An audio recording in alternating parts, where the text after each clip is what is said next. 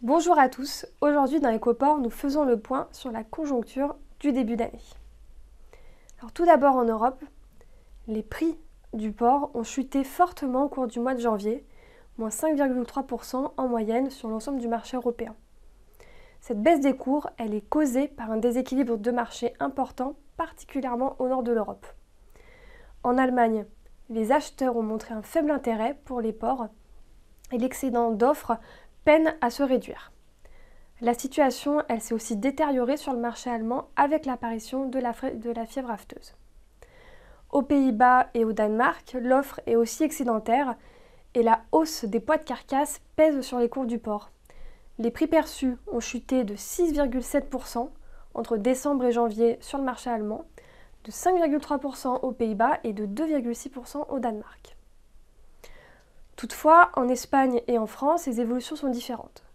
En Espagne, les excédents d'abattage accumulés pendant les fêtes de fin d'année ont rapidement diminué, ce qui a permis un retour plus fluide sur le marché. De son côté, la France a aussi résorbé les reports d'abattage de manière plutôt efficace, grâce notamment aux activités promotionnelles de rentrée qui ont soutenu la demande en grande distribution. Le prix au cadran est resté stable et le prix perçu par les éleveurs affiche une moyenne de 1,86 € sur le mois de janvier. Les abattages de porc charcutier en zone uniport sont au même niveau que l'an dernier et les poids d'abattage ont enregistré un important mouvement de baisse. On a quasiment perdu 960 grammes entre la première semaine de l'année et la dernière semaine du mois de janvier. Cette baisse des poids d'abattage, elle confirme la reprise de la fluidité sur le marché. Ailleurs dans le monde, on assiste aussi à un réajustement des prix à la baisse.